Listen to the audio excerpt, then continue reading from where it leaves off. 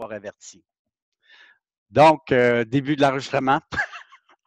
OK, donc à partir de cette étape-ci, bon, on fait ce qu'on a fait préalablement, c'est-à-dire qu'on va changer notre gestionnaire de mise en page. Donc, ici, gestionnaire de mise en page, c'est mon plan, plan de l'existant qu'on est présentement. Donc, je viens choisir mon plan de l'existant, puis je viens modifier sa mise en page. OK? Donc, le gestionnaire de mise en page, sa job, c'est en fait de lui dire quel format de papier on a, comment on veut imprimer. S'il y a une échelle, on l'indiquerait. Puis, si on veut définir notre traceur, notre imprimante. Donc, dans le cas présent, je ne laisse aucune imprimante puisque je n'ai pas accès aux imprimantes du Cégep. Par contre, je vais aller mentionner le format de papier, donc Arche-C. Je vais faire une zone de tracé, donc je vais resélectionner mon plan pour lui dire de centrer ce plan-là dans ma page. Donc, je vais aller faire ici une fenêtre. Donc, je clique d'un coin à l'autre de mon encadré blanc et je lui demande de le centrer. Au niveau de l'échelle, tantôt on a dit on peut le laisser à l'échelle du papier puisque mon papier fait exactement 18 par 24, donc il n'y a aucun problème de modification d'échelle. Si on n'était pas certain de la taille du papier, ce qu'on pourrait faire, c'est enlever ça ici, puis mettre l'échelle 1 pour 1. Donc à ce moment-là, lui, ce qu'il fait, c'est peu importe le format de papier que j'ai sélectionné, il imprime vraiment la mise en page en grandeur réelle sans réajustement. Donc, ça pourrait être un truc qu'on pourrait faire là, si vous voulez le faire. Évidemment, la table de tracé est déjà là, donc je peux la laisser. C'est un format paysage, donc il est orienté au paysage. Et si je fais OK, normalement, tout est centré dans ma page. Donc, la seule différence de ce que j'ai fait tantôt, c'est qu'en fait, je lui ai mentionné que quand je l'imprime sur le papier, ma page est à 1 pour 1. Pourquoi? Parce que quand j'insère mon bloc ici, je prenais une dimension, bien, il mesure vraiment 24 pouces de large par 18 et c'est dans la fenêtre de présentation que j'ai une échelle. Et le logiciel, lui, ce qu'il fait, c'est que quand je fais un zoom sur mon plan, bien, il va mettre tout à l'échelle pour que ça soit en format papier. Donc, c'est l'équivalent si j'utilise ma règle triangulaire, donc il fait le calcul pour vous, là, mais si je prenais mon échelle triangulaire puis je prends des mesures à l'échelle 1/4 de pouce égale 1 pied, bien, qu'est-ce qu'on fait? C'est qu'on vient réduire le plan d'un certain facteur pour pouvoir le lire ou pour pouvoir le mettre sur une page, un format de papier quelconque. Donc, à l'échelle, je fais un exemple, l'échelle de 1/4 de pouce égale 1 pied, c'est en fait, j'ai réduit mon plan de 48 fois. C'est 4 fois 12 finalement, le rapport. Donc, 1 sur 4 est égal à 12. 4 fois 12 nous donne 48. Ça veut dire que quand je rentre dans ma fenêtre ici, le plan, s'il est à 1/4 de pouce égale 1 pied, il est réduit de 48 fois pour pouvoir le mettre sur une feuille 11-17 ou 24 par 18 dans ce cas-ci. OK? Donc, comme j'ai dit, je vous suggère de remplir le cartouche une fois pour ne pas avoir à le faire 10 fois sur mes pages. On s'entend que le cartouche 11-17, j'en ai plus besoin et je peux déplacer. Donc, je vais sélectionner mes éléments pour venir les positionner à l'endroit que je veux selon notre guide. On voit qu'on a beaucoup plus de place. Donc, il sera permis à ce moment-là d'ouvrir notre fenêtre plus grande si on veut, puis rajouter des codes générales alentour. Donc, on pourrait rajouter là, vraiment tout ce qui est existant, donc la dimension des fenêtres ici, on pourrait tout mettre les codes comme on avait fait pour faire le relevé finalement. Donc, on pourrait rajouter ces codes-là ici. Donc, une fois que ma première mise en page du plan de l'existant est faite, ben, c'est ce cadre-là que je vais copier au lieu d'en insérer un autre. Si j'en insère un nouveau à chaque page, bien, il va falloir que je remplisse à chaque fois mon cartouche. Tandis que si je le remplis ici, puis je viens tout simplement faire CTRL-C ou copier, quand je vais aller dans mon plan de démolition, je peux venir le positionner. Donc, c'est le même cartouche. Si j'ai fait des modifications, mes modifications sont faites dedans. Je peux enlever mon truc, puis je viens positionner mes éléments où je veux les avoir. Évidemment, le gestionnaire de mise en page, il faut que je le fasse pour chacune de mes présentations. Donc, ça va être un élément répétitif. En bout de ligne, vous allez vous en rappeler par cœur comment le faire. Donc, je vais aller modifier la mise en page. Je vais mettre le format ici. Je vais faire fenêtre. Donc, c'est toujours la même procédure. Il est centré. Je vais le mettre à l'échelle 1 pour 1. Et OK. Donc, c'est les premières qui sont longues à faire. Après ça, vous allez être habitué. Ça va prendre 2 secondes de faire chacune de vos mises en page. Donc, je viens déplacer mes éléments. Donc, pour les premières mises en page, ça ne change pas grand-chose. C'est quand on va être rendu au plan de construction où là, on a une feuille de notes, puis on a une feuille pour notre plan. Bien là, à ce moment-là, on va mettre les deux sur la même. Donc, on va pouvoir combiner nos légendes, nos notes générales sur la même page. Donc, voilà. Si vous me permettez, comme le départ de ma présentation n'a pas été enregistré, je vais peut-être repartir de zéro. Est-ce que ça vous convient? Peut-être. Peut-être. OK. OK, ben, je ferai une capsule pour le début à ce moment-là. Non, Donc, c'est bon, faites-le. merci. Donc, je vais fermer ça. Je vais réouvrir mon projet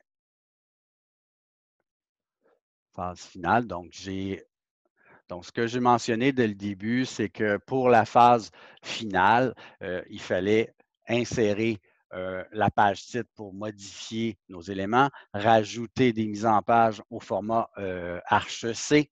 Donc, à partir de mon projet phase préliminaire, je viens tout simplement enregistrer dans mon répertoire une copie de mon dessin que je vais appeler phase finale.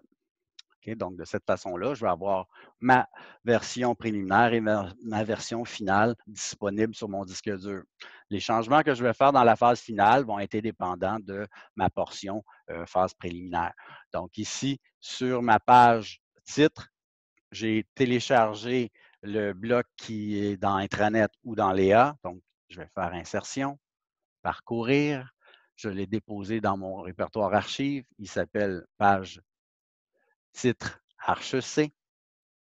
Et ce que je fais, je viens l'insérer à 0,0 et OK. Je prends mon bloc. Ce bloc-là, comme c'est un truc que j'ai inséré qui provenait de l'extérieur de mon fichier, en fait, je le décompose pour pouvoir avoir accès. C'est la seule mise en page que je décompose. C'est en fait, puisque c'est un bloc que j'ai inséré qui provenait de l'extérieur, je viens le décomposer pour pouvoir faire ma mise en page à ma guise. Les informations que vous avez déjà remplies, vous les prenez puis vous les positionnez aux endroits que vous voulez. Donc, la table de matière, évidemment, je vais la déplacer.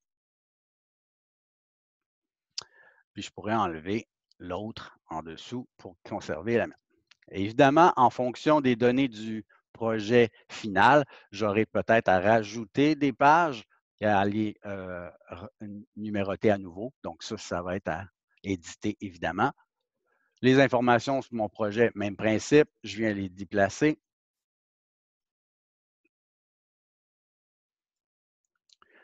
Et tout simplement remplacer les éléments. Donc, j'ai mis la disposition pour vous guider et on vient tout simplement déplacer notre image à l'endroit où on veut l'avoir. On enlève le petit texte qui était là. Ma feuille 11-17, je peux la supprimer. Et même principe que pour toutes les mises en page, une fois que mon cadre est là, je dois cliquer sur mon onglet, bouton droit de souris, gestionnaire de mise en page, et je viens modifier pour lui mentionner quel format de papier j'ai. Donc, je laisse aucune imprimante. Je viens choisir mon format de papier Arche-C. Je viens faire une fenêtre pour sélectionner ma zone de tracé. Avec mes objets d'accrochage, je clique d'un coin à l'autre de ma feuille et je lui demande de le centrer. Au niveau de l'échelle, petit truc, je vais mettre l'échelle 1 pour 1 puisque ma page de présentation, ma feuille est à l'échelle 1. et c'est dans ma fenêtre de présentation que j'ai une échelle particulière pour mes plans. Au niveau de la table de tracé, je laisse ça comme ça. C'est une feuille horizontale, parfait. Donc, si je fais OK, tout devrait être centré. Je n'ai pas mentionné tantôt, mais le petit pointillé que vous voyez ici, c'est la zone imprimable. Il y en a plusieurs qui me disent ah, ben là, ma zone imprimable est plus petite que ma feuille. C'est sûr, parce que je n'ai pas d'imprimante de sélectionner pour l'instant. Donc, dès que je sélectionne mon imprimante, exemple, l'imprimante grand format au CRD, ben, le petit pointillé va venir s'ajuster exactement au format de ma page. Donc, faites-vous-en pas pour ça. J'avais mentionné évidemment de suivre le guide. Donc, dans Intranet, dans Léa, vous avez un guide pour le projet final qui vous indique la nouvelle pagination. Chacune des pages sont répertoriées. Donc, j'ai fait quelques petits ajustements vous indiquant les éléments qui devraient être visibles ou non visibles sur vos pages. J'en profite pour vous mentionner, il y en a qui travaillent avec Mac, il y en a qui travaillent avec d'autres, en fait, d'autres plateformes, puis ils me disent, ben là, les états de calque, je ne suis pas capable de les faire. Ben, en fait, les états de calque, là, initialement, c'était pour vous aider à travailler en mode objet pour gérer les calques, pour voir un plan à la fois. Si dans l'interface Mac, vous ne l'avez pas, ben, ce n'est pas un drame. Vous pouvez quand même gérer vos calques de façon manuelle. Vous savez que quand vous êtes sur une mise en page quelconque, si je rentre à l'intérieur de ma fenêtre, puis je veux masquer des éléments, ben, j'ai seulement qu'à le sélectionner, puis je vais aller fermer l'onglet que je ne veux pas. Donc, je vais aller fermer dans cette fenêtre-là, exemple mes portes. Ben, si je veux le fermer, ben, je n'ai pas besoin de faire des tas de calques pour gérer mes calques sur mon papier. Mais on s'entend qu'on est quand même capable de gérer nos informations comme on a fait en DAO1. Donc, ce qu'on a vu avant, ça existe toujours. Donc, on peut arriver quand même au résultat final dans nos mises en page. Okay? Donc, peu importe la plateforme, vous pouvez tout de même gérer vos calques. Donc, voilà pour ce qui a trait à la première phase de démo, en fait. Est-ce que vous êtes en mesure de commencer ça, tout le monde? Ouais. Ouais. Excellent. Donc, est-ce qu'il y a des questions? Non. Non, ça va. Au niveau du plan de plafond réfléchi, je suis en train de faire vraiment une présentation de ça. Donc, je vais faire vraiment une capsule exprès pour ça. Donc, pour l'instant, à l'étape où vous êtes en mesure de préparer toutes vos mises en page, faire les dispositions. Dès que vous recevez la capsule de commentaires sur votre phase préliminaire, vous pouvez apporter les différents changements à vos dessins pour les améliorer, à la limite. Donc, je fais la phase finalement qui était supposée être faite par un de vos collègues, donc une correction avant de faire notre phase d'approbation. Donc, c'est moi qui vais la faire. Je vais vous les envoyer par Mio si ce n'est pas trop lourd. Si c'est trop lourd, vous allez avoir un lien pour y avoir accès. Moi, j'ai une question. Dis-moi. Pour l'examen d'initiation, est-ce qu'on va l'avoir un jour? Oui, on va l'avoir un jour. Est-ce que vous avez remarqué que cette semaine, l'IA a planté? Oui. Oui, hein? Bien, en fait, cette semaine, passablement de problèmes. J'ai rentré les différentes notes dans l'IA, puis le système a crashé. Fait qu'il faut tout que je recommence. Donc, il faut que je recommence les grilles d'évaluation, il faut que je recommence l'entrée des notes. C'est pas très long, mais il faut quand même que je le refasse pour mes 5 groupes. Puis, certaines de vos collègues qui sont à l'extérieur du Canada, il y en a qui ont été obligés de quitter le Canada pour la Pologne pour un paquet de places. Ils n'ont plus accès à l'interface Léa. Donc, j'ai eu une cinquantaine de MIO à répertorier, à aider. Donc, ça m'a pris beaucoup de temps cette semaine. Donc, je fais du mieux que je peux avec les ressources qu'on me donne. Donc, j'ai passablement pas de problème, mais de temps à allouer à la gestion de crise là, présentement. Donc, faites-vous-en pas, ça va rentrer. Selon la PIA, il y a même des cours qui ne vous donneront même pas de notes, ils vont juste vous indiquer si vous passez ou vous ne passez pas. Moi, c'est pas tout à fait ça, en fait. Il y en a qui ont fait l'examen même la semaine passée ou parce que pour X raisons. Donc, faites-vous-en pas. Je suis là-dedans. Donc, je suis en train de mettre ça à jour pour vous. Est-ce qu'il y a d'autres questions?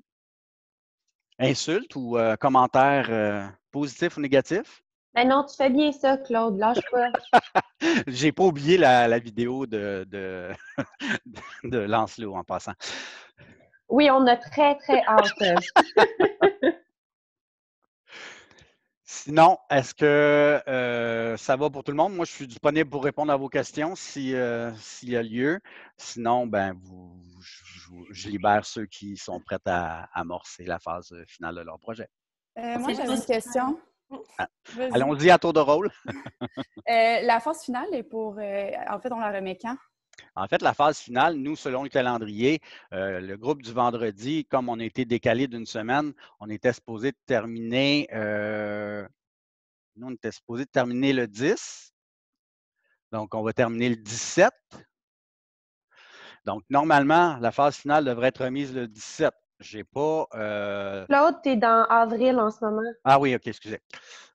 Merci. Donc, nous, on était supposé de finir le 15, donc c'est le 22, la remise. Idéalement, les notes, moi, il faut que je les rentre le 5 décembre. 5 décembre, mon Dieu. Hey, je m'en vais à Noël en même temps. OK, donc le 5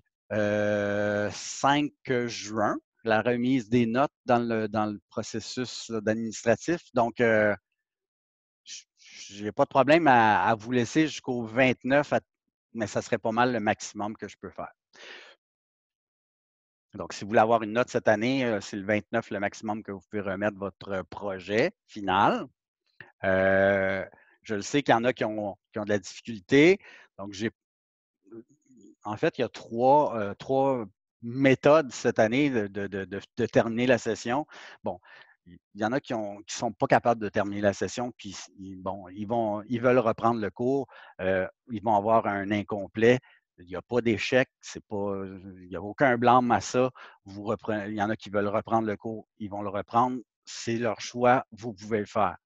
Deuxième choix, vous me remettez le projet en date voulue, soit le 22 ou le 29. Vous allez avoir une note à votre bulletin. Si, pour X raison, vous n'avez pas accès à un ordinateur, mais vous voulez quand même faire votre jeu de plan durant l'été ou vous pensez que vous allez être capable de le faire avant le début de la session prochaine, bien là, à ce moment-là, je vous mets un IT à votre bulletin. C'est un incomplet temporaire. Je ne peux pas mettre tout le groupe en IT temporaire, mais s'il y en a qui ont vraiment de la difficulté parce qu'ils n'ont pas d'ordi présentement, bien là, vous devez me remettre votre projet en début de session prochaine et je vais faire une modification de notes quand je recevrai votre document. Mais ça, c'est le cas où vraiment, là, vous n'êtes pas en mesure là, de travailler sur AutoCAD présentement. Est-ce que ça répond pas mal à toutes les situations? Oui. Ouais. Ça vous va, tout le monde? Donc, je ne Oui. veux pas qu'il y ait personne de pénalisé par la situation qu'on vit présentement, mais il faut essayer de faire au mieux avec les outils qu'on a présentement. Là. C'est bon. Moi, j'avais une autre question. Dis-moi. Pour l'échelle, est-ce que il faut les mettre ou c'est juste pour l'imprimante? L'échelle de quoi? Tu parles du gestionnaire de mise en page? Oui, comme 1.1. Oui, en fait, OK. Alors, c'est dans ton gestionnaire de mise en page ici, ton Mhm. format où effectivement, on va mettre, OK. on enlève ça, puis on met l'échelle 1 pour 1. OK. Ça, c'est la méthode la plus précise qu'on peut faire. Quand on met à la taille du papier, ce que je mentionne mais souvent, c'est que si votre cartouche n'est pas tout à fait à la bonne taille, bien, il va faire une réduction un petit peu pour mettre à la taille du papier. Donc, moi, pour éviter ces problèmes-là, j'enlève ça puis je le mets à l'échelle 1 pour 1. Ça veut dire que votre cadre, c'est sûr qu'il va s'imprimer à l'échelle 1 pour 1. OK? OK.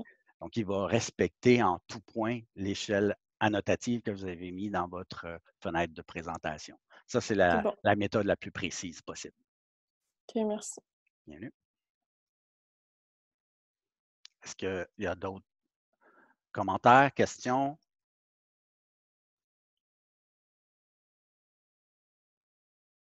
Ça va pour tout le monde? Oui. Oui. Donc, je vous libère. S'il y en a qui veulent rester pour me poser des questions, je suis encore disponible. Sinon, ben, je vous laisse vaquer à vos occupations. Donc, prenez soin de vous autres. Puis, au risque de répéter le message de tout le monde, ben, j'ai hâte de vous voir en personne. Ouais. OK? Ouais, moi aussi. Bonne journée. Bonne Bonne journée. journée. Bye. Bye.